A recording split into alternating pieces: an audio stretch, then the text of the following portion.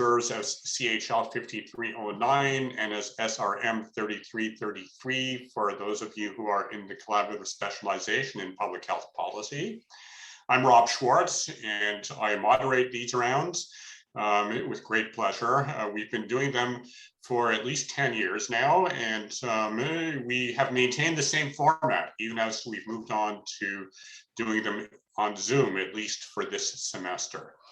It's my great pleasure to have with us today my colleague, Ross Upshur, who's an eminent scholar and an expert, world-known expert in the area of public health policy decision-making, particularly about the ethics of that. And I do see our colleague, Max Smith, who's at Western University in the crowd now. Max is a graduate of University of Toronto and of the Public Health Policy Training Program.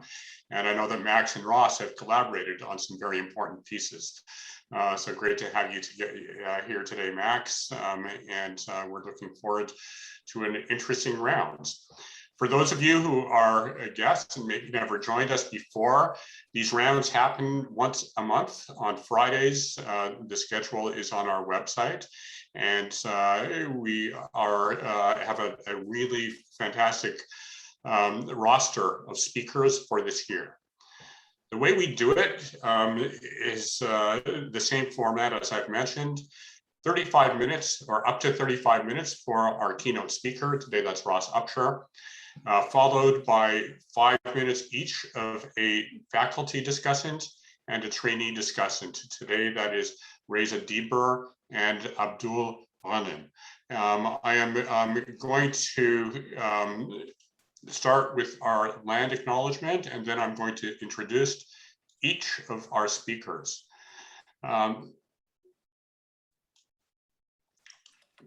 The School of Public Health wishes to acknowledge this land on which the University of Toronto operates. For thousands of years, it has been the traditional land of the Huron-Wendat, the Seneca, and the Mississaugas of the Credit. Today, this meeting place is still home to many Indigenous people from across Turtle Island. We are grateful to have the opportunity to work on this land.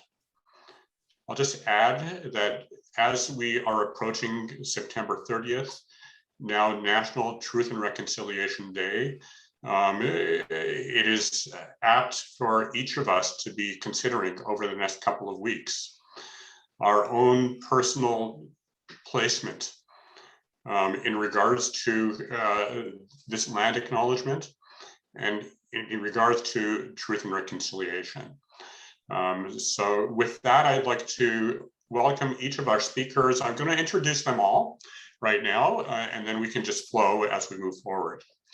So Ross Upshur is the Dalla Lana Chair in Clinical Public Health, and he heads the Division of Clinical Public Health at the Dalla Lana School of Public Health. He's also the Scientific Director of Ridgepoint Collaboratory for Research and Innovation, and is the Associate Director of the Lunenfeld Tannenbaum Research Institute at Sinai Health. I'm not going to read all of the full blurb on Ross because that would take up about half of our time. Just to know that he's been a mentor, a part of this public health policy training program from its inception. And I'm really delighted to have Ross here as our keynote today to start off our year. Our first discussant will be Professor Reza Dibur. Reza is a colleague of mine for many years now. He's at the Institute of Health Policy Management and Evaluation in the Dalla Lana School of Public Health. Reza has her PhD from the Massachusetts Institute of Technology in Political Science. In that way, we share a common background in academia. She has been elected to the Royal Society of Canada. And she is also a fellow of the Canadian Academy of Health Sciences. Reza likes to remind me that she has actually been the teacher of many of the leaders that we have, both at the national and provincial levels in this country. And it's really an honor and a pleasure to work with you, Reza, and to have you today as the first faculty discussant for the rounds this year. Our trainee discussant is Abdul Ghanim. He is an internationally trained dentist, and he's a registered dental hygienist and dental public health specialist. He's a third-year PhD candidate in dental public health at the Faculty of Dentistry here at U of T. And his focus in his research is on estimating the return on investment for a comprehensive dental care program. And so, as in this current election, the questions about OHIP healthcare, publicly funded healthcare for additional things is still there, although not as prominent as in previous recent elections. The notion of Dentacare is of huge importance, and it's great to have you with us today, Abdul. So with that, it's my pleasure to ask Ross to deliver his keynote. I believe you can share your screen with the slides, or yeah, there we go. There we go. Oh. Okay. I got to start. I've had it at the bottom, so I have to go to the top. Well, thank you. You could try doing a flip. I don't know. Yeah, there you go. Thank you, Rob, for the kind invitation to kick off the series this year, and to Abdul Raham and Reza for kindly wading through the slides. I thought I had 45 minutes, not 35 minutes, but I always like to start with my omnibus apology slide. So just, Ross, if you need more time, then there is some flexibility here. That's okay. I don't want you to rush. I'm a fast talker, as many people know, but this is my omnibus apology slide. So there's a lot of complex issues that I want to touch on. So I apologize if I leave out a theory, if I misstate a point, if I'm wrong-headed about certain things, but mostly I apologize in advance if I've wasted your time, which is your most precious resource. So I hope this has something of use for people to reflect upon. So the overview, I'm going to start with a little bit of a thought experiment. So this is a group of trainees, so just some things to think about. And I'm not going to say anything terribly definitive, because this is something I've been puzzling over for the past 18 to 20 months, particularly with respect to the most current pandemic, but in a longer term over the last 20 to 30 years about how we think about things in health and health policy. So then I'm going to talk a bit about the pandemic, and really what I want to drill into is science, science advice. And I was fortunate enough to get permission to present some preliminary results of a study that I've been doing with a working group at the WHO, where we actually are studying science advice and soliciting the experience of science advisors around the world. I want to get to this notion of reconnecting facts and values to sort of have a more robust way of thinking about things. And then, as I say, some largely inadequate thoughts on the way forward. So thought experiment is, imagine like you're Dr. Tedros at the World Health Organization, or you're the Minister of Health, or the Premier of Ontario, and out of nowhere emerges a public health emergency. It's an existential threat. We can keep it to an emerging pathogen. We might want to put climate change up. Whose advice would you seek? How would you convene your advisors? What structures, supports would you put in place? And how would you engage the broader public on that matter? So just keep that, and I want to be constructive and think about the future, and particularly what opportunities academia has to offer to these situations. So we've been living through, I've been encouraging people to read The Plague by Camus until it was apparent that we were living actually the story of the early on in, March, April of 2020. I thought maybe, have a read of this book, but here we are 18, 20 months later, we're still in it. But he makes some very interesting and salient observations. Firstly, that pestilences recur in history in the world, but we somehow find it hard to believe when they kind of land down on our heads from the blue sky. And furthermore, that there's been as many plagues as wars in history, yet they always seem to take us equally by surprise. For those of you who are interested in sort of what the map forward might be out of COVID, I recommend that you take a look at the independent panel report. Helen Clark and Ellen Sirleaf were the co-chairs, former prime ministers of New Zealand and Liberia. If not the main document, the technical supporting documents are very comprehensive and interesting. But they make this observation, like the world we can't afford to focus only on COVID-19. We really must learn from the crisis and plan for the next one. Otherwise, precious time and momentum will be lost. COVID has been a terrible wake-up call. So now the world needs to wake up and commit to clear targets, additional resources, new measures, and strong leadership to prepare for the future with the codicil that we've been warned. And in an interview in the Guardian, Helen Sirleaf said, the situation we find ourselves could have been prevented. An outbreak of the new pathogen became a catastrophic pandemic at the time of the interview. 3.25 million deaths, continues to threaten our lives and livelihoods. This was partly due to failure to learn from the past. Now, I wish that these were, sentiments that were being uttered for the first time. So in that report, they mentioned that a public health emergency of international concern is the loudest alarm that can be sounded by the Director General. And you can see this nomenclature of public health emergency of international concern came into effect in the revision of the international health regulations in 2005. And if you're interested in global health, you need to understand the international health regulations.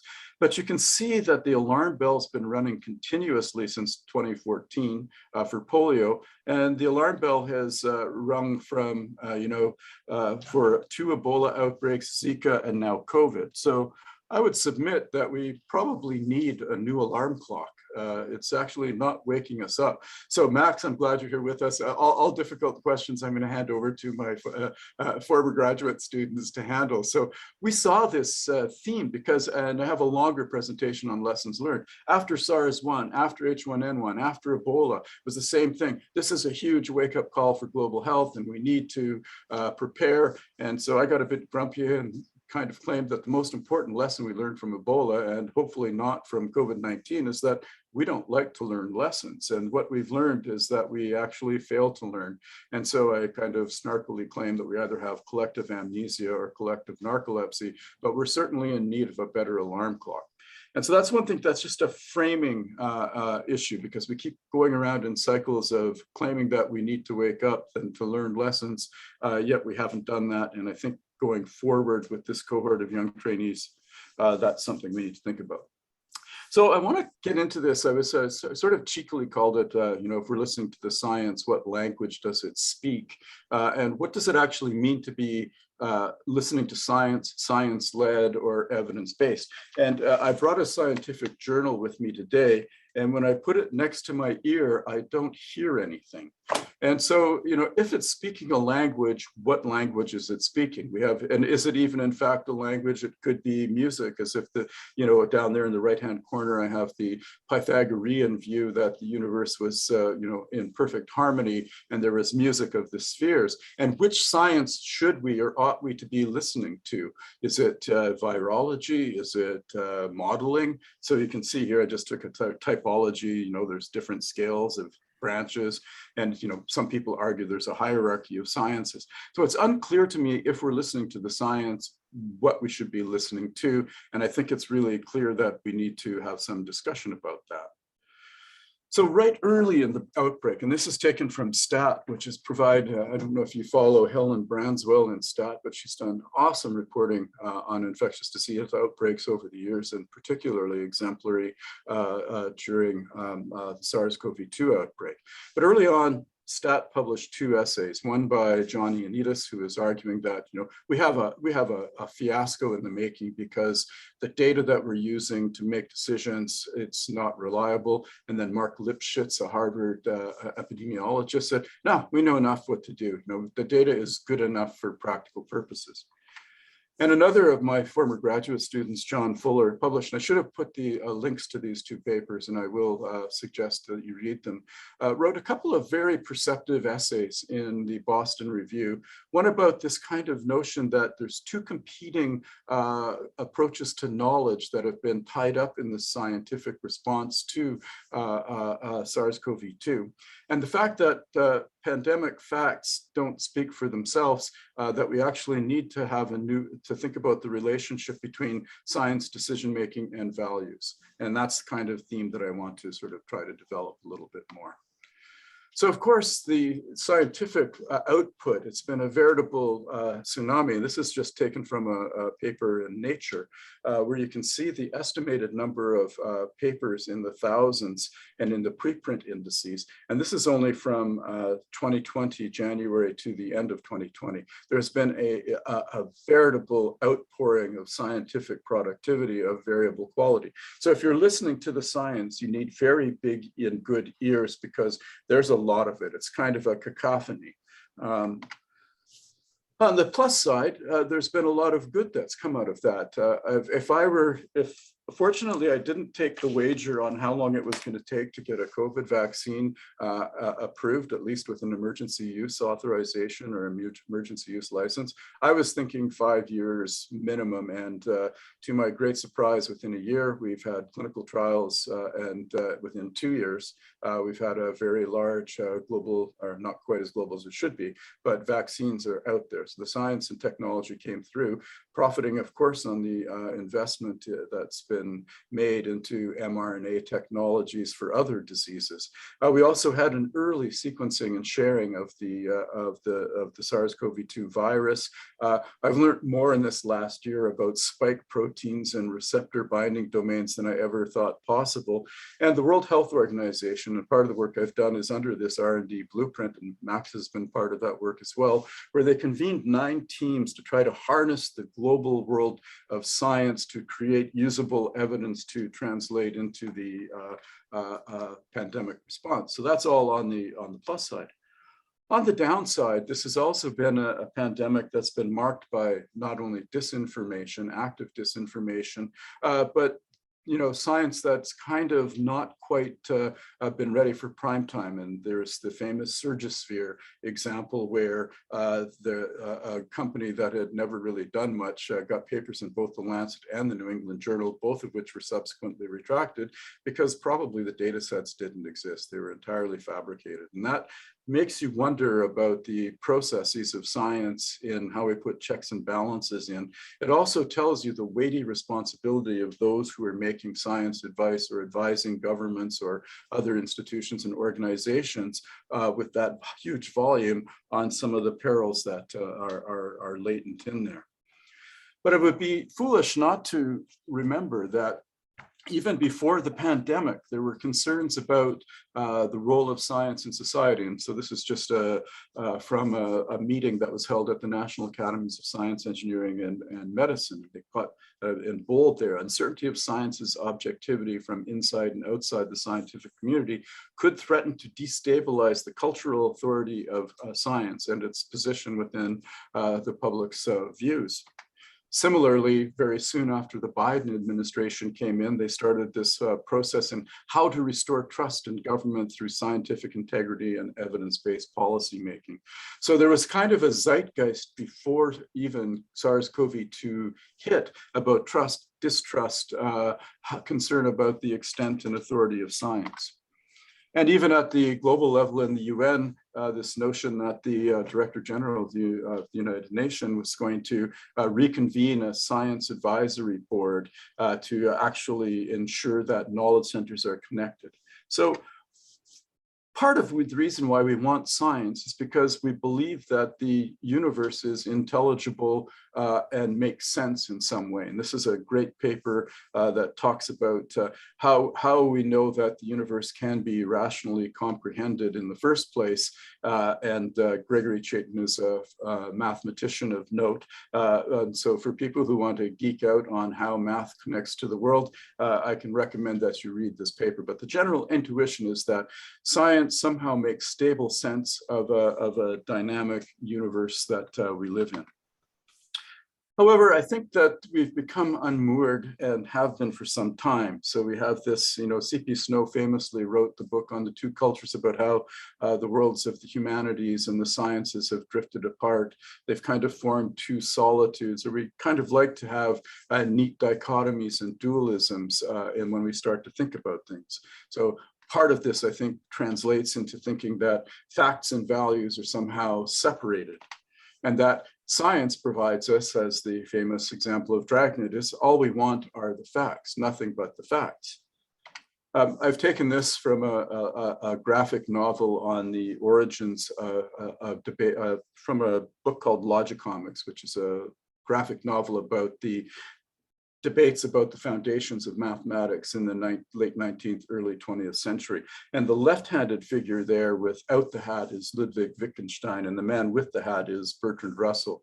Wittgenstein's one of the most influential philosophers, and this was around the time of the Vienna Circle, logical positivism, and Wittgenstein just published a book called the Tractatus Logico-Philosophicus. And he said, all the facts of science aren't enough to understand the world's meaning. For this, you must step outside the world. And sort of looking very, harassed by his genius graduate student, Russell says, without language or thought, how can you understand anything? So that's kind of just a framing part. So science and sciences, because I think we should speak in the plural, has a variety of aims. Some of them are theoretical and some of them are practical. And the theoretical ones are looking at providing an account that's true, coherent, and simple. That those are features of theories of science. The practical, you can see, shares with it explanation. We want science to explain things for us so that we can take action and make reliable predictions. And science is also tied up with epistemology, or kinds of knowledge. And knowledge is a complex notion in itself, which entails connections to knowledge and belief, to causation, to revisability of views, to certainty, doubt, and justification, but also to evidence. And we like to think that we are evidence-based. So if we're not going to listen to the science, we're most assuredly going to be evidence-based. And I like this one. So this is not proof, it's evidence. Evidence isn't proof, that down there. So I'll have to confess to being a lapsed logician. I started out as a philosopher and used to be the logic tutor. So a proof is something you can prove that admits to no exception for the most part. And evidence is, as I say, it's not proof. And this is a kind of, we all are aware of this kind of hierarchy of evidence. But the hierarchy itself is not demonstrated by the things that are in the hierarchy, right? So it's a concept itself. So it belongs down at the bottom. It's because it's a conceptual structure. So it's a way of thinking and framing our knowledge. I've also argued for now over 20 years that when you say you want to base your decisions on evidence, we need to know what evidence is. And early accounts of evidence-based practice didn't actually provide definitions of evidence, but I'm going to argue it has certain features that mean that if you base your decisions on evidence, you're basing it on shifting sands, most importantly, because it's provisional and defeasible. If it were true eternally, we wouldn't need more evidence, and scientific studies wouldn't end, as they all do, at the conclusion that we need further research, so that we know that there's this kind of placeholder nature to evidence. It's incomplete, it's constrained, it's collective, there's a lot of it, it's asymmetric, it's historical, and it's importantly market influenced. I won't go into, maybe we can come back to that in the discussion.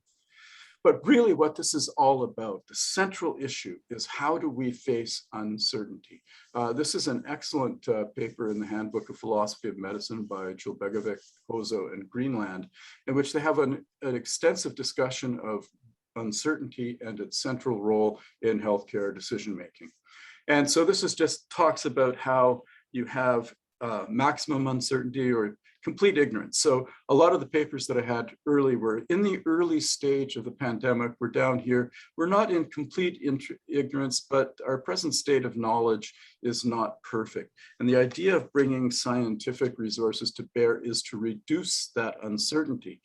But over here, I want to point to this notion of epistemic irreducible uncertainty.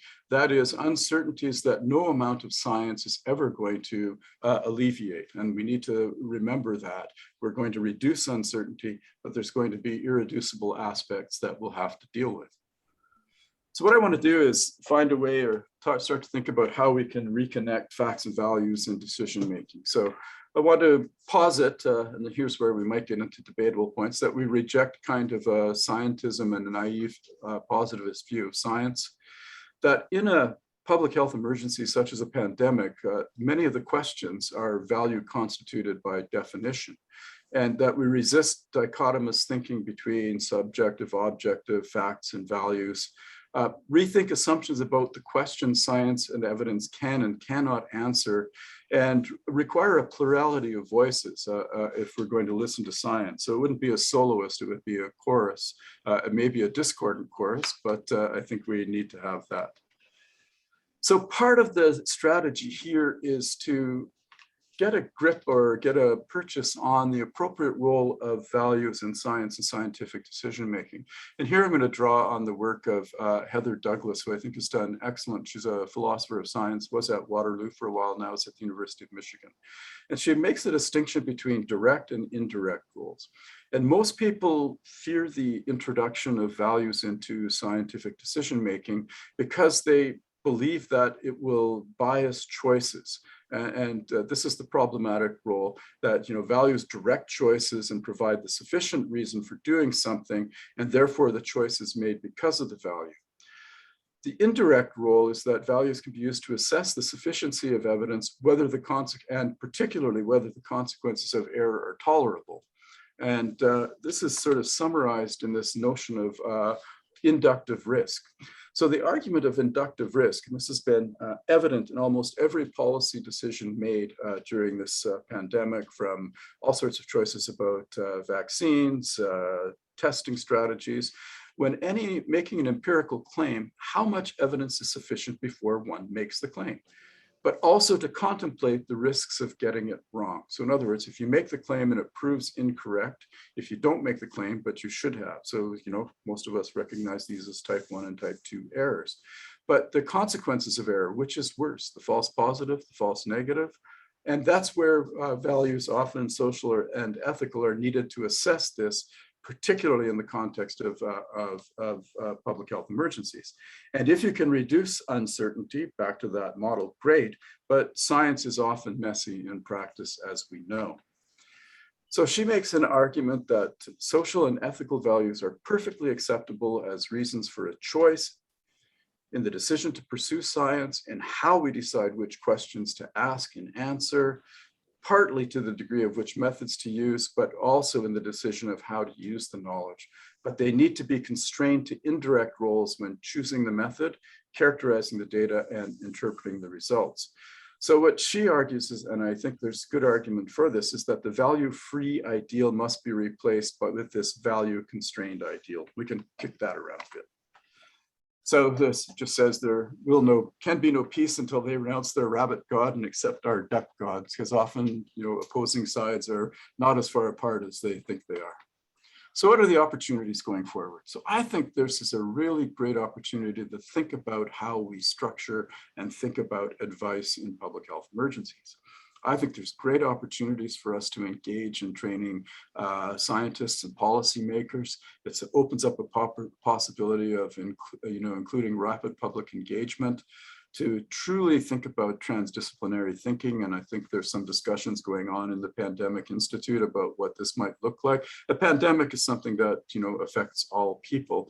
And therefore, I think we need something like Pandinference, where we try to harness all of the diverse sources of knowledge and wisdom from science, society, and culture. A tall order, but what the heck, it's been a rough 18 months.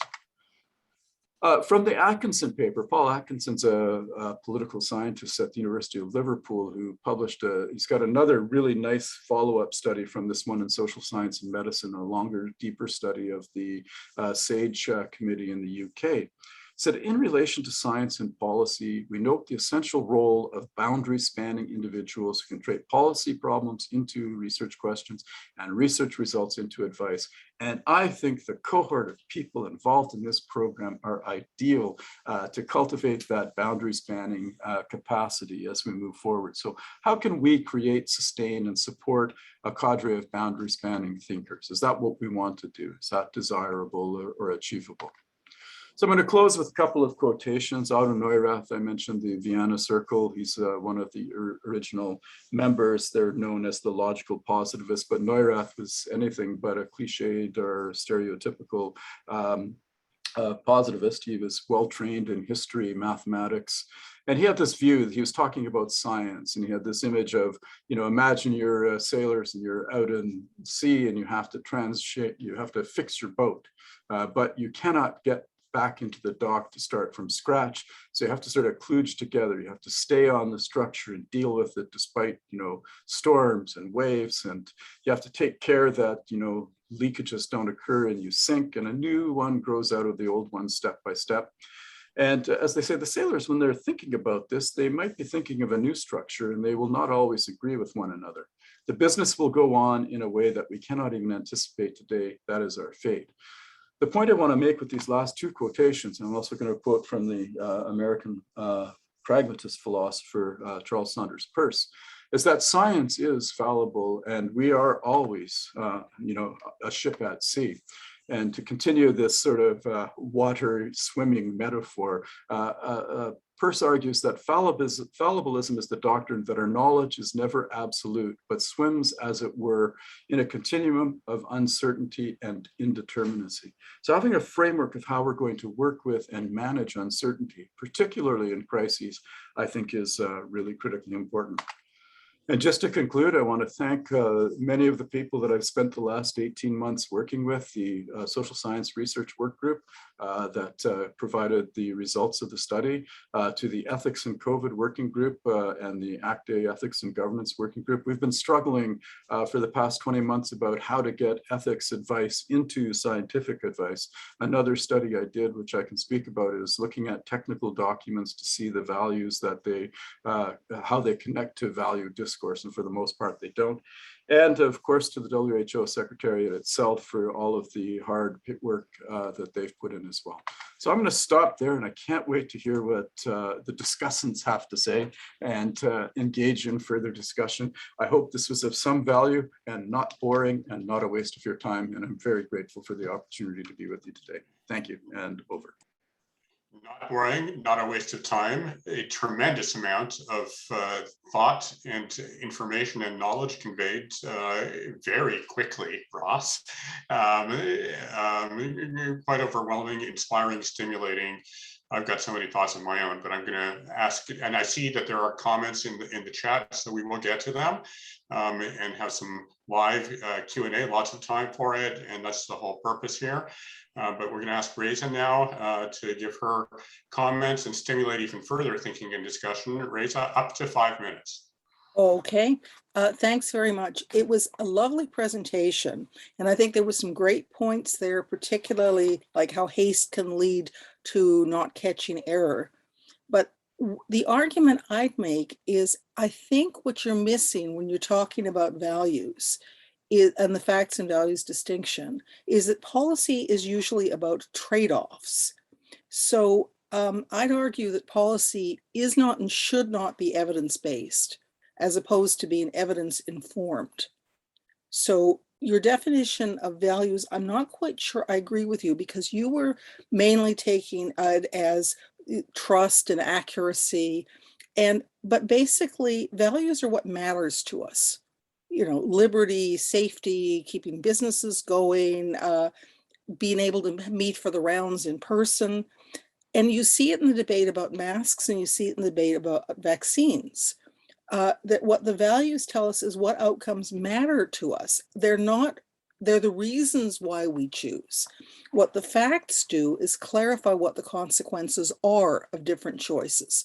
So if we say, no, you can't tell me to have a vaccine, the facts can tell us what's likely to happen, how much spread, how likely we are to kill our mother-in-law, that sort of thing.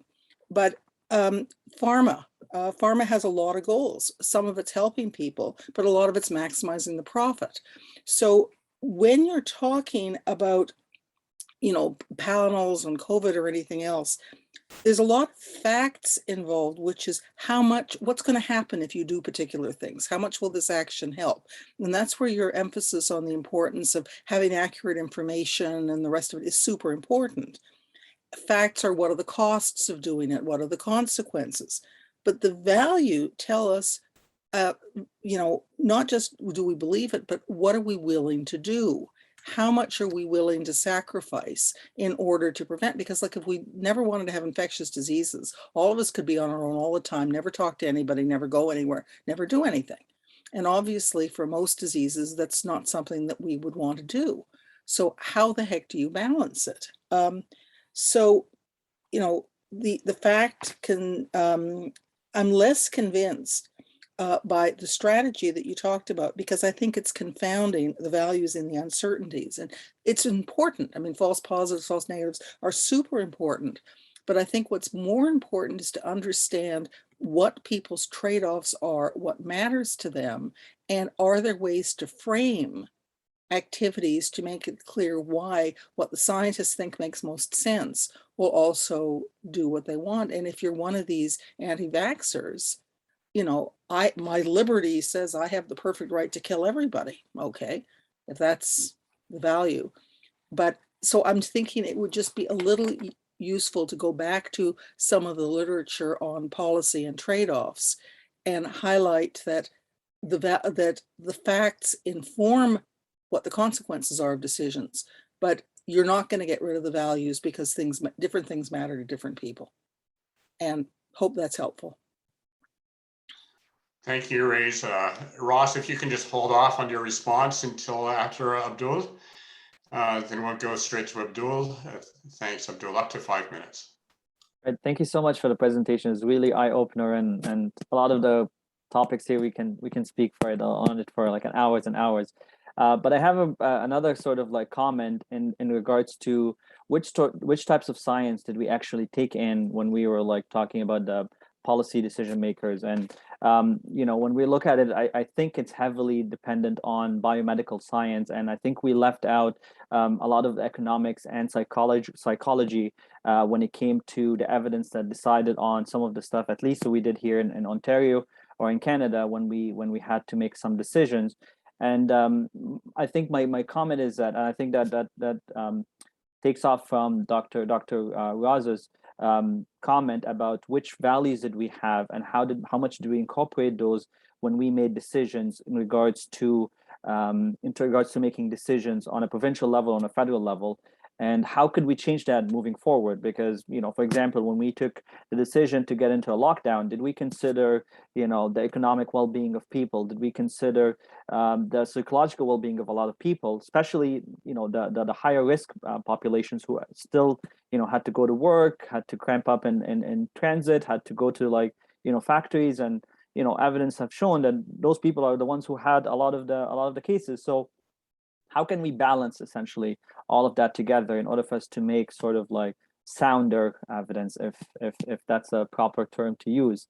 And the other point is was about how much actually did our governments throughout the last 18 months did listen to the science, if we're using that as like an actual terminology. How much did we actually listen to, specifically when I hear some like you know, policy leaders are talking about that, you know, the science have advised on something, but they actually didn't stick to it, and most of the time, or they didn't actually go with the advice, and they had to come up with their own sort of advice. So how do those things affect the public trust? Because now people think that they have been, you know, listening to the science, but they actually didn't, and, you know, people now started doubting science, and, you know, all of the issues around mistrust, public mistrust, which in my opinion, I think is getting much higher today than you know, 10 years ago, for example.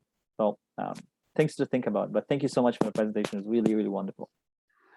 Thank you so much, Abdul. And Ross, there's a lot that people are talking about also in the chat, so don't feel obliged started to look like that tsunami of publications, you know. There you go. So don't feel obliged to respond to everything. You know, I think it's good if you would respond to some of the things that came up now. Sure. In the meantime, I'm going to ask what we'd like to do, because this is also a course for our trainees in the collaborative specialization. Once Ross finishes his first round of responses, I'm going to ask first for those in the collaborative specialization to actually raise your hand and do it electronically. And we will let you have a chance first before we get into the other comments. Go ahead, Ross. Great. So Reza, I completely agree with you. So the values that were identified in the study are the ones that the respondents raised, and I agree that there's much more. And I concur entirely that evidence-informed as opposed to evidence-based. The one thing that where this becomes clear, it's not just trade-offs, because to get to trade-offs, you need to have an articulation of what the ends and the goals that you know, what it is you're trading off. And oftentimes, those can't be bootstrapped out of the science. And so this is something that we've, I've been arguing fruitlessly from the beginning, and Max has been part of these discussions, and he might want to chime in a little later, is that what are the goals of the response? And once you've articulated them, then that will help you to move towards them with whatever instruments and you've got.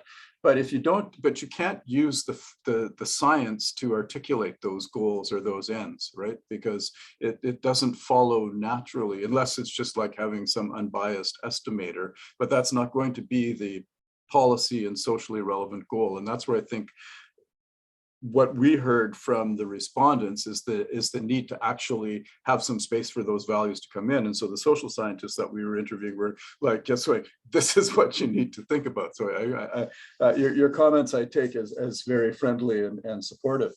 The other, and to the point about what kind of science that Abdul-Rahim raised, that's a really great one. So if you notice, the paper that I did pre-circulate was a study of Sweden, Denmark, and Norway, and how they all constitute. So they're kind of close together. They're kind of culturally and historically similar, but they went in very diverse and different ways. So the Norwegians took it as an all of society response. So from the beginning, they brought transportation and energy and all of these different groups. When the next paper comes out on the UK model, they excluded the economists, right? So this is where I started to think, okay, so here's an opportunity for us. So there's going to be some really interesting studies to look at how various, so, Ontario convened and constituted its science table in one particular way. Quebec, other provinces have done it, other states have done it. And I don't think we know what the best possible, and there might be a sort of variety of different ways they can be constituted. But the one thing I think that the study might show is that without social sciences, humanities considered in this advisory space, and without public engagement, you're going to have an incomplete ascertainment of what the issues are. And so I think where the really cool opportunity is, because this is a program that thinks about these sort of things, and that's that sort of individual that can span disciplines or span discourses. We've got a real opportunity with the resources that we have here to start to think about how we could prepare students to play those roles, but more importantly, engage with people who are making those decisions or in those decision-making capacities to have that mutual, and I know that's kind of a goal. We talk a lot about end users and knowledge users, et cetera, but I think how we conceptualize and provide content for that needs a kind of radical overhauling. We need to find some new timbers in the water to add to our ship that we're reconstructing. So those are my responses, and thank you very much for those very perceptive and I would say friendly criticisms. Thank you, Ross. So much can be said. I'm just waiting now because I'm looking for hands up from the trainees in the collaborative specialization. I'm looking for those little yellow hands that should be coming up in my participant list. And as you are formulating your questions, yeah, here we're getting the first couple. So we're going to start with Riley, and then we're going to go to Divya. Go ahead, Riley. Hi, thank you so much for your presentation today. It gave me a lot to think about. One of the things I was thinking about is the history of disinformation and kind of how long this has been going on. We say that, or like you said, we sometimes act like this is the first time this type of thing or pandemic has happened, but I was listening to a podcast recently who said actually attacks on the scientific community aren't new to this pandemic. If you look back far enough, the anti-vaxxer movement has been taking on steam for quite a while, and the erosion of trust in science on climate science has gone back a few decades as well. I was wondering your perspective on whether this is something we can expect into the future, and what the future is for the erosion of trust in science, and maybe a path forward. Yeah, so that's a great question. So, anti-vaccination sentiments arose as soon as vaccines arose. And I have a longer presentation, and it'd be good if you had Chris Ruddy, or a historian of public health. There's some great quotations from, the turn of the century when they had truly compulsory vaccination for smallpox. So this is not a new phenomenon. So there's been a lot of interest in. I don't think it's new to have this kind of misinformation. I think that there's always been organized groups trying to come up with different narratives in public space since public spaces existed. I think what's distinct about the SARS-CoV-2 pandemic, it's the first one that really has taken place with fully evolved and operative social media channels for rapid dissemination and reinforcement of information. So I've worked on all of the outbreaks from SARS-1, H1N1, Zika, both Ebolas, and I've noticed that that social media really started to play a role in the 2014 Ebola outbreak, but really has been marked to the point now there's a WHO group that's on this kind of, they call it the infodemic, the sort of overwhelming amount of information. I know it's kind of quaint to reflect back to SARS 2003, when there was a little bit of misinformation. There was a couple of groups that were purveying cures to SARS, and it took, public health resources to go find them, track them down, and shut them down. But in those days, you could actually find people, track them down, and shut them down. Now they could be anywhere in the world, and they can recreate themselves, and very quickly, the use of bots to spread information. So I think we're on the cusp of something really important that we need to struggle with, and for which there are no easy answers. Because if you accept the kind of core epistemological point that I'm making, if science is indeed fallible and is taming uncertainty rather than eliminating it, there's always room at the margins for misinformation. And there's just no simple, easy way around it. Would that it was like that nice little deductive proof that I showed, where you have, a few axioms and rules of derivation, and you can prove something. It's not the case that easily in empirical science, particularly when there's a lot of clashing studies. So that's a great question, Riley, and I'm not sure I have a really clear answer for it. Thank you, Riley, and thank you, Ross. We've got two more hands up that I see, Divya and then Dina. Divya, go ahead. Thank you so much, Ross. It was really, really a wonderful presentation. I wanted to ask you about your view on this great divide among scientists that we've seen during the pandemic. The Great Barrington and the Jon Snow, people perhaps can't see eye to eye. And do you think it's one of the reasons is that this bitter disagreement among scientists without actually agreeing to sort of disagree has led us to in a state where common people don't want to believe in science at all? That's another great question. So it's interesting because I think it calls for us to reflect, to the point I made about what are questions that science can and cannot answer, and what sort of answers do the varied sciences provide us with. So I had an experience where I was on a teleconference or a Zoom conference with some fairly senior leaders at a very large, influential organization. And I made the point about how I found it interesting that different groups could look at the same data and come up with different interpretations. And they said, that's not possible. And I said, well, yes, it is. So there is actually this, if I had longer, I could declare my full intellectual biography and history. So my master's thesis in philosophy, which started out to be on the philosophy of proof, ended up in hermeneutics, which is the theory of interpretation. So there's an inherent interpretive nature to even the most positive of positive sciences, particularly empirical sciences. So it does not surprise me in the least. It's kind of like that quotation from Neurath was trying to get at, that we might be overhauling the ship of science, but it's not necessarily the case that we're all going to agree. Now, people have both epistemic and normative commitments that often need to be disentangled.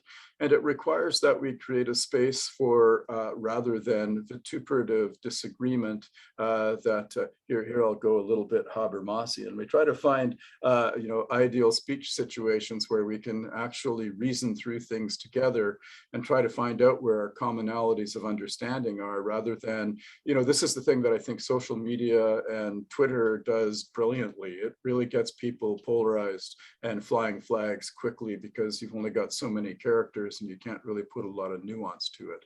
So I think that's an important question. One book I would actually suggest, The Death of Expertise, somebody's put in there. That's a very good one. Hey, thank you. Who's Tiffany? I was going to direct everybody to read Maya's book on vaccine hesitancy. Maya came through the University of Toronto. She was a postdoc here at the Joint Center for Bioethics and now is a professor of philosophy in Guelph. And it's a fantastic book to read. There's a very interesting literature on trust in science and science technology studies. So these are the kind of discourses we need to bring to the table to start to understand, because these are incredibly complex issues. So great question, Divya, and Tiffany gave you the answer. The crowd mind is working here. Thank you all, including Tiffany, and it's great to have you here as well, Tiffany. Dina, go ahead. Hi. Thank you, Ross, for great presentation. Great point to think about it. I think some of my question, Diffie already talked about it, about the disagreement between science and how that affect the public mistrust about it. But I think I was just wondering about your opinion about the nature of science and how actually science work to find an evidence and provide a recommendation. And the second point is just, how do you think the politician play a role on that? I mean, I will just give an example about that. It's just what happened in the US and how Dr. Fauci, for example, he was explaining how science is working and how the mandate, for example, for COVID has been updated. There was a disagreement in the beginning of COVID about boring mask, and mask is not important. But when they recommended it, just saying you change your opinion. So I think that's the point. They think that science keeps changing their opinion. It's just, do you think that's more related about how science work? What do you think we as a scientist should we do? Yeah, so to the latter point, if, as a card-carrying fallibilist, there's a great quotation. So there's a long answer, and it will be probably completely inadequate. But Peirce wrote this book called The Fixity of Belief. Peirce is of overarching brilliance in many ways. So if you've ever uttered the word abduction or talked about inference to the best explanation, you're channeling Peirce. You recognize that the standard way of thinking about inference and reasoning was either deductive or inductive, and both of them were intending towards some form of either law-like behavior in the form of inductive inference or deductive certitude in the form of deduction.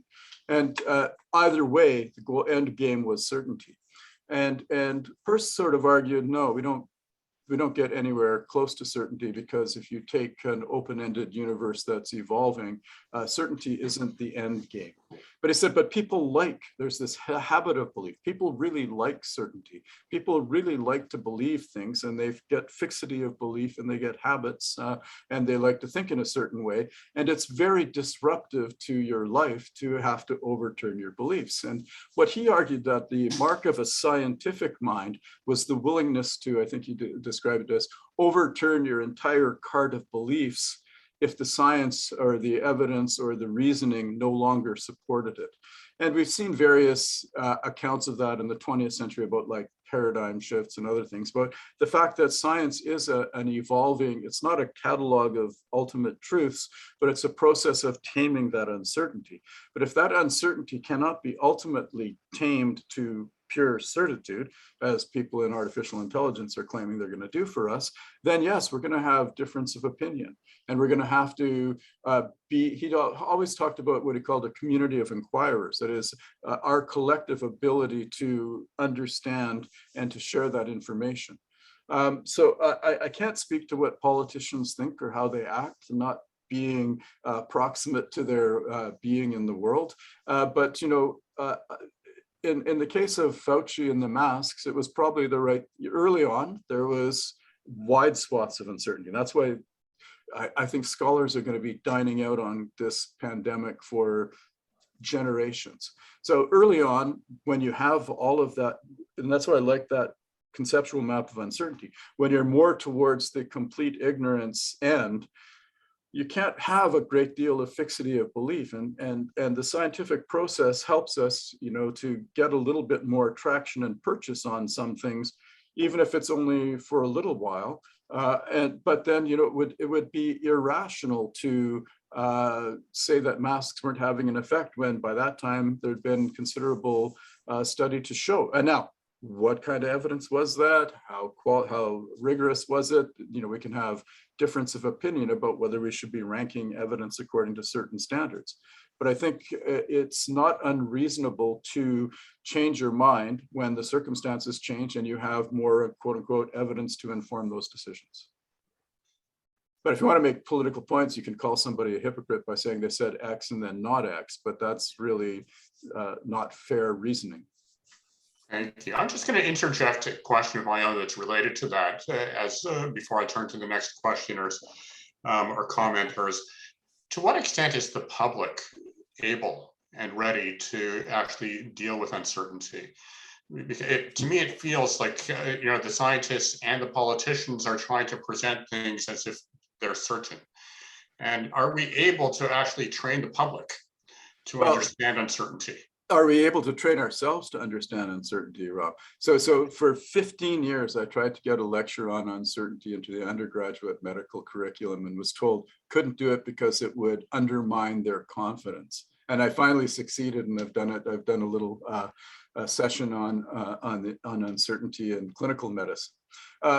So if the public is not able to process or understand uncertainty, then the failure is on us as educators, not just in higher education, but in primary school education. So we might want to think again, you know, a lot of people say they want to go back to normal when normal is what got us in this in the first place. And part of that might be, what are the sorts of things that we need to be teaching from kindergarten right through to postdoctoral studies about the nature of the universe, about the nature of knowledge, about the role uncertainty plays, and how all of the various tools that we have, Bayesian reasoning, artificial intelligence, are just tools for taming uncertainty. But you have to accept, and many people don't, because there are still determinists out there who believe that certain knowledge is possible. I'm just not one of them. Thanks, Ross. I think, Reza, I see you want to get in. Go ahead, Reza, and then we'll go to the questioners. Yeah, I think that it depends what we're talking about. For something, certain knowledge is possible. And if I say, like, how much does something weigh? And if I have an accurate scale, that will tell me how much it weighs, you know, in terms of the lab. And what happens, you know, will something melt when I put it at a certain temperature? So there are a lot of things that the facts are not what the problem is. I think what the big policy problem is the trade-offs, which is like, should I be able to hug my granddaughter or not? And if you're being super cautious, you'd never do any of it. And I think the reason why we're having all of these battles on all kinds of issues is that people don't agree about the values. And you have a similar example is, let's say, hunger. We have these people sleeping in homeless, you know, sleeping in the parks and everything else like that. I grew up here, you never used to see it. But the question about whether or not you're entitled to have food, housing, clothing, and that sort of thing, that's a value. You could argue that it's irrational not to do it, that there's a whole lot of things that it's cost effective and it would make more sense to do it. But these anti-vaxxer guys and the rest of it, they keep talking about liberty. I mean, I'm hearing there's a political party running for office this time, and they're saying, you know, how dare you interfere with our liberty? You see the same thing on the gun control advocates. So I think one of the things that, by our focuses on uncertainty, we're going back to the science and the facts and how do you get quick facts. But I think the policy problem that we're having on these is not about the fact, it is about the values, and it's about what matters to us. And you go to Stone's, liberty, security, etc. How do you balance those things off? And I think that's what there's not a clear answer to, because different people are going to disagree about that. Ross, did you want to respond to that? Otherwise, we'll go to Felix. Yeah, so they're certain by convention, right? So, there's this great piece in Nature about how the meter rod is deteriorating, so it's lost its accuracy. So things are true because conventions of inference have been set around them. That doesn't necessarily make them certain. Okay, depending on what you Felix? mean by certain. They're certain, not certain like logical truths. Rach, I want to let some more questions in here. So Felix, go ahead, please. Hi, Ross. Thank you so much for the great presentation. My question's sort of shifting a bit back to maybe the paper that you circulated by Paul Atkinson, and maybe what you spoke on in terms of the role of like advisors and experts working together. My question is, my takeaway kind of from that paper was talking about how centralized versus more of a localized implementation approach and kind of building capacity with community partners. I was wondering if in your research or consultations, if you came across any kind of best practices in terms of kind of public consultations and adopting more of a participatory approach in including the public when creating, and implementing policies. Like what are ways that that you would hope for policymakers to build capacity in that conversation with public, and also the structural incentives to make public consultations more than just a check mark and actually be a meaningful part of the decision-making process? Yeah, that's a great question. I think one, that's an open question to be put on the table coming out of this to investigate. I will admit to having 2 failed grant submissions that sought to find ways to have rapid public engagement on normatively controversial questions on the fly.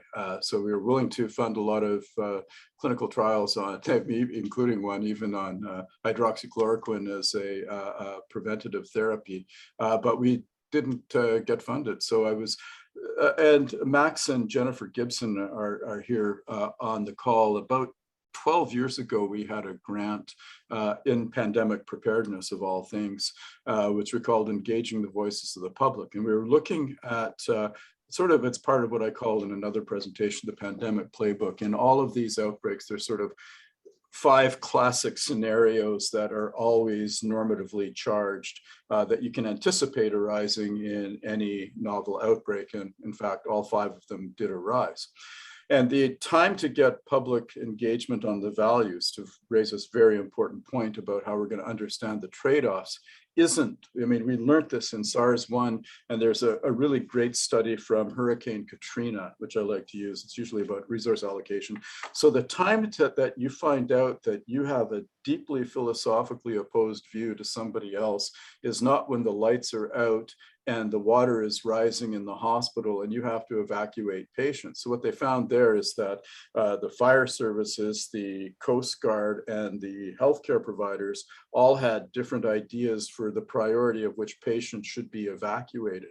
And I can assure you, it's not a good time to try to figure out what your core commitments are in the midst of a crisis. And we made that mistake, and I am still really not entirely satisfied because we knew this was going to happen.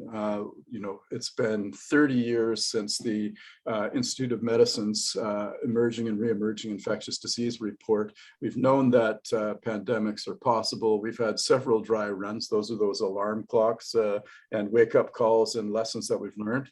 And that public understanding and engagement is critical, but we cannot, it's really hard to sort of get it off the ground when everybody is upset and feeling fear and anxiety and insecurity. We should have had And I think there's lots of good examples of citizen councils where we could have actually been thinking through this. So even if not precisely calibrated to the challenge we faced, at least we would have a body of people who are used to working with contentious work areas. I think Andreas Lopakis and Wendy Levinson had a grant looking at using citizen panels, and many people here probably engaged them as well. So had we a standing body of that was, of people who were being able to be tapped for their wisdom, we could have used it, but we didn't invest in that capacity.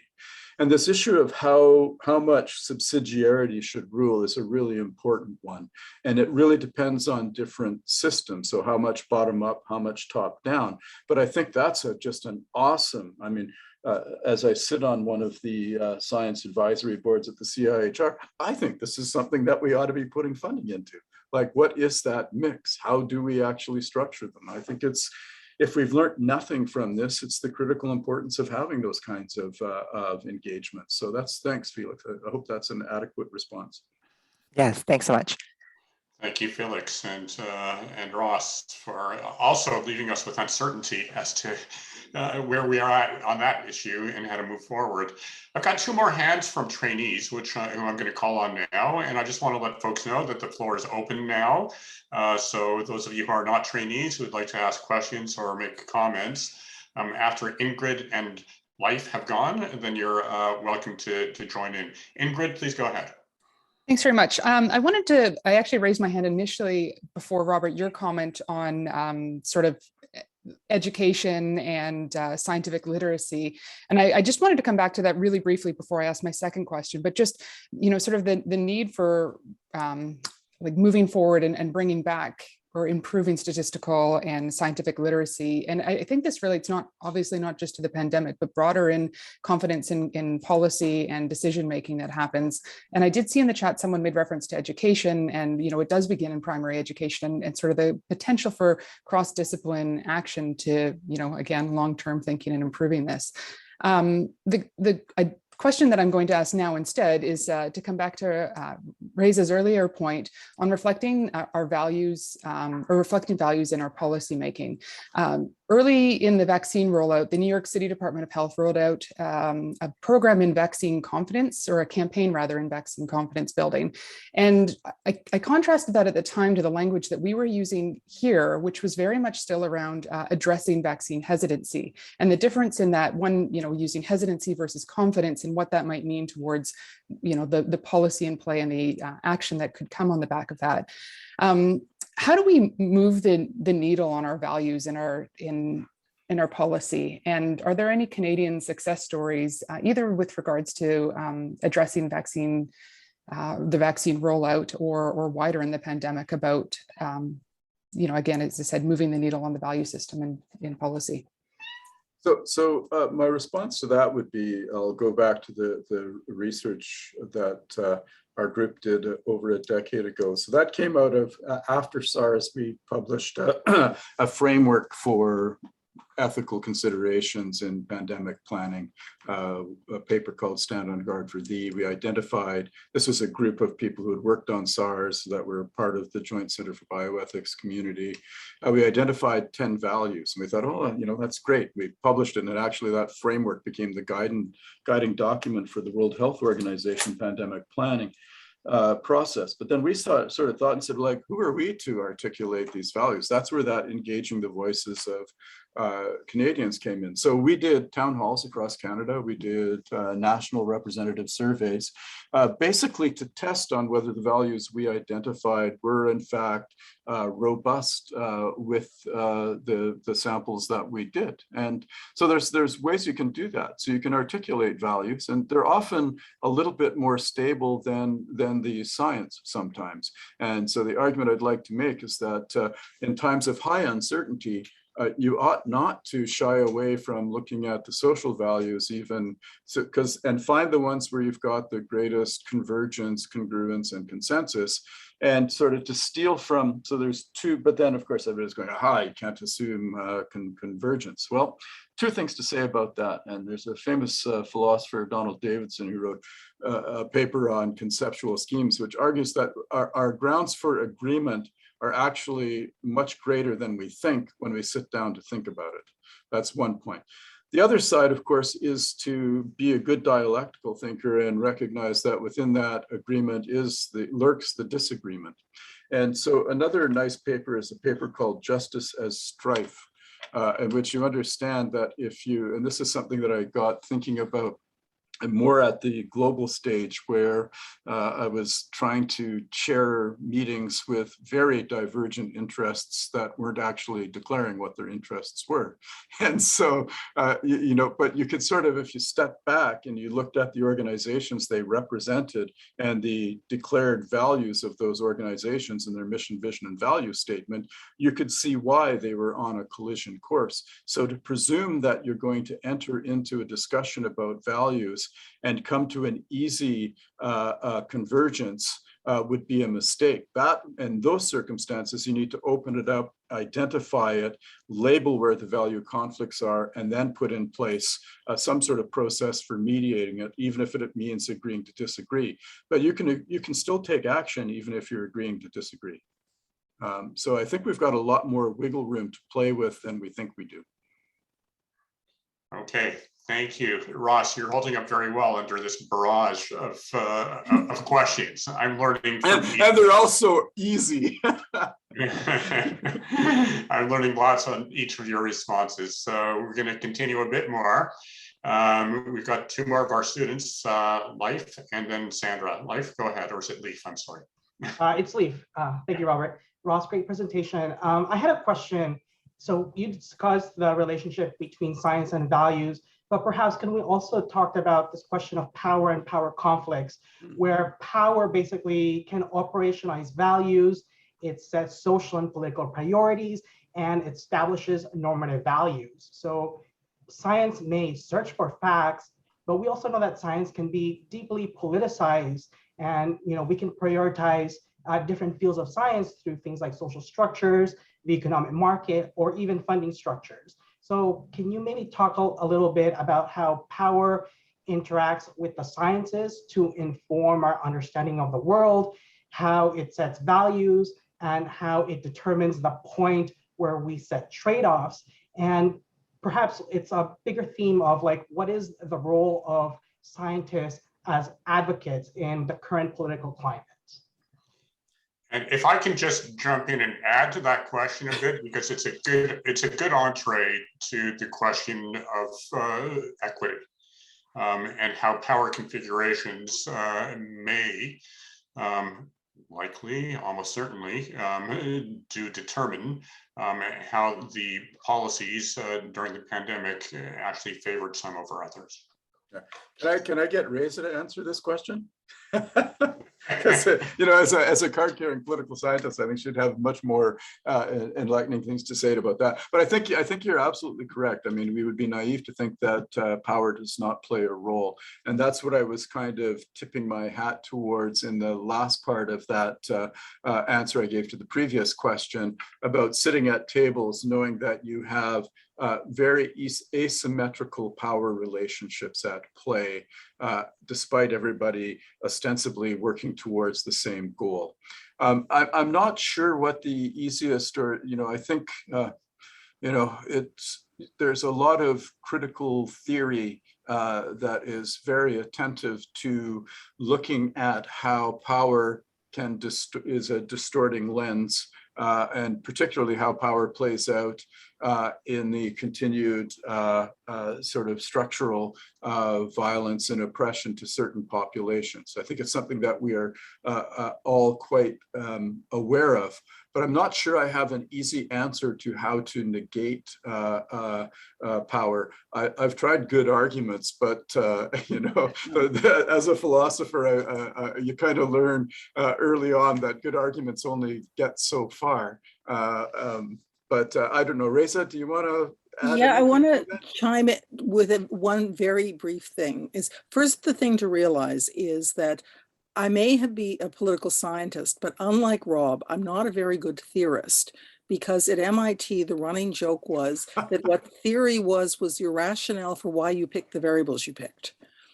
So we were not into theory for theory. But I wanted to toss it back to Rob, because what this is focusing in on is the 3 I's theory that those of you who've taken the course would have learned, which is ideas, institutions, and interests, which is the values or the ideas. What is it that matters to people? The institutions are the structures that you have to make decisions, and who's at the table and who's going to be making those decisions. And the interests are going to be the bodies that are involved with it. And what you're going to find is that different institutions tend to give more weight to different values, to different actors, so that if you have something made as a court decision, that's going to be quite different than if it's going to be made in a one-off by administrators, or if it's going to be made in a legislature, so that the power comes in part by who the interests are, the actors are that are going to be involved, and what their ideas are, what matters to them, and what they're going to be pushing.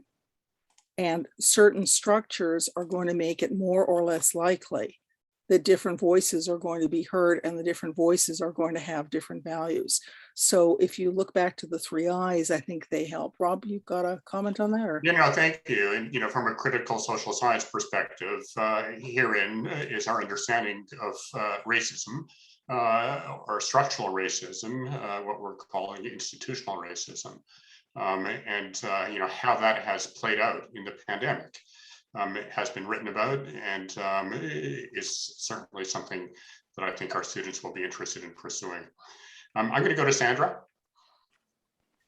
Thanks. Yeah, I have more of, I guess, a comment or reflection that I'd love some alternative perspective on if anyone has it. But, I found it really interesting when people were kind of suggesting that they didn't think we relied on science enough in this pandemic. Coming from Alberta, our government basically just admitted that their decisions were based on science, but the science is wrong, and now we're in a 4th wave and it's crisis again.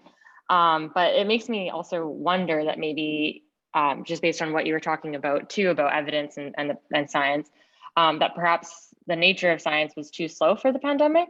Again, coming from the observation in Alberta, it always seemed like they were waiting for labs to tell them what the frontline workers were already telling them. And then by the time they adapted their measures, it always felt too late. And just thinking on too, things like vaccine rollouts, where the rollouts were a bit more successful in certain areas. From my perspective in Alberta again, it was often grounded in community-based and community-driven rollouts. And I'm really passionate about community-based programming and policy solutions, because I find like community-based research and whatnot tends to work within science, but also that like grounded community knowledge.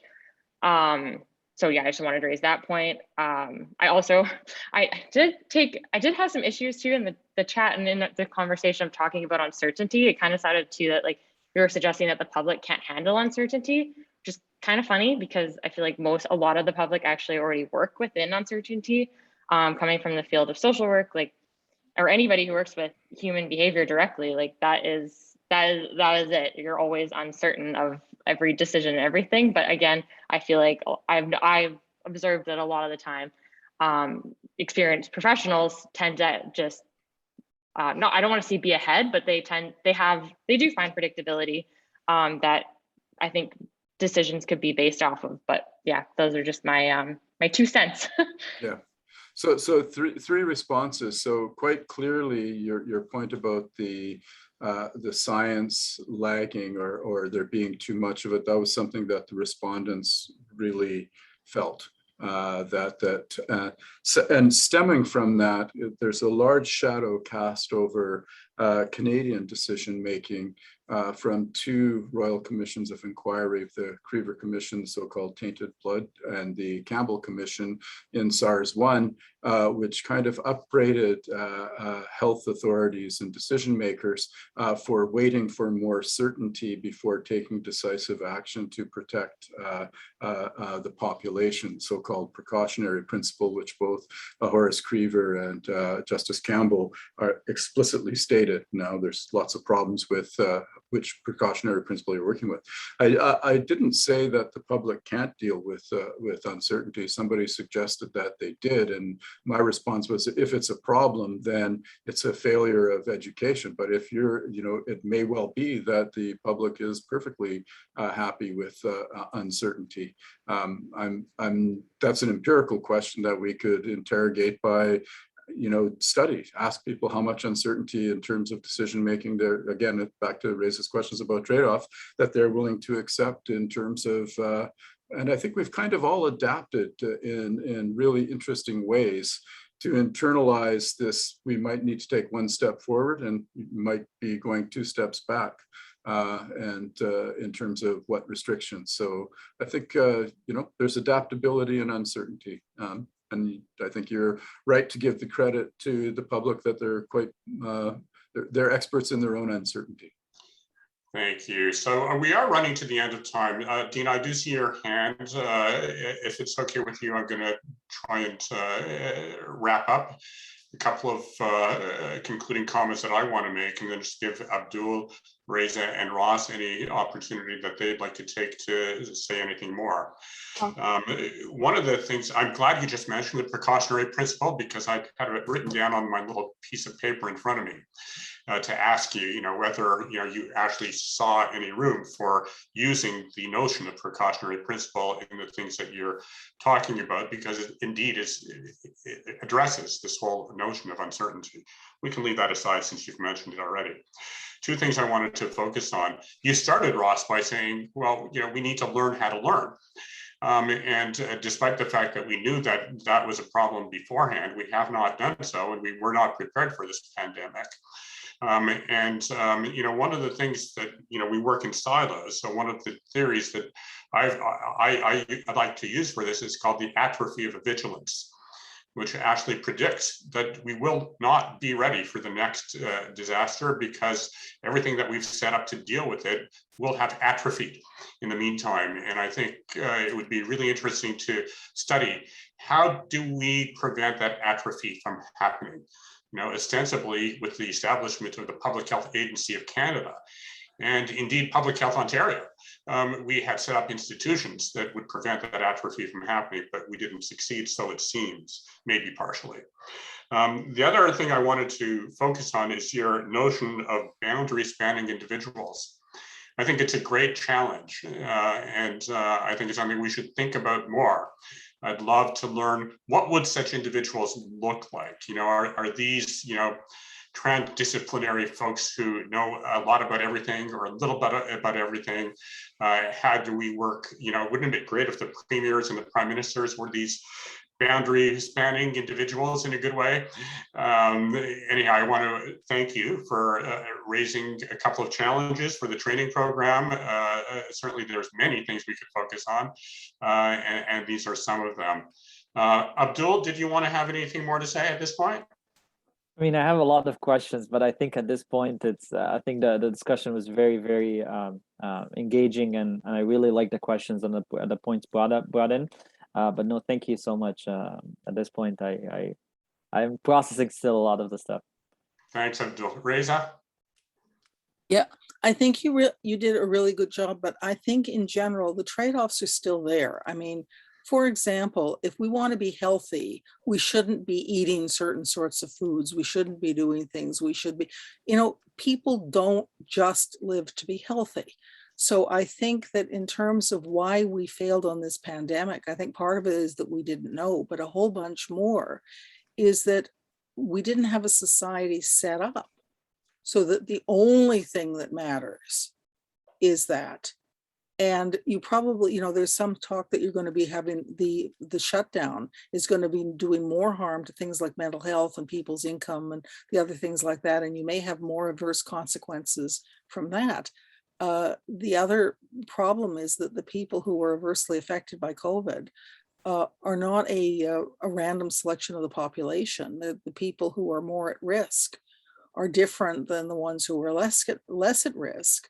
So how does that come into our values and our policy making? So I think it's tricky, and any assumption that it's all about the facts. No, but that doesn't mean it's not about the facts, because if you have the facts, then you can make wiser trade-offs. Thanks, Reza. Last word to you, Ross. Well, thanks. So first, thanks to everybody for the incredibly perceptive and challenging questions, and for the opportunity to be with you and to have this discussion. And I like this notion of atrophy of vigilance. So in another presentation I give about about what it means to learn lessons, I say I'm in pursuit of the least unit of collective human memory, because and I posit that we might have collective Korsakoff syndrome, because our capacity to, even within this pandemic, you start to see the same questions being asked again when I thought they were asked and answered. So I hope this is a first step towards a really successful year for the program, and welcome to all the new students. And if there's anything I can do to help with your studies, and happy to help. So congratulations all for choosing the Dalalana School, and best of luck in your studies. Thanks. Thank you, Ross. And just to remind everybody that these rounds are monthly. Next month, Ashley Adelstein Brown, our dean, is going to be talking again about COVID. Then we'll move on to other topics, but he'll be talking from his perspective, where he's been advising the government as co-lead of the science table on some of these same issues, but I'm sure with a rather different framing. So thank you all. It's a pleasure kicking off the year with this really stimulating, thought-provoking, and challenging talk and topic. Thank you, Ross. Thank you, Reza. Thank you, Abdul. And thank you, Sonia, for organizing everything. Bye-bye. Take care.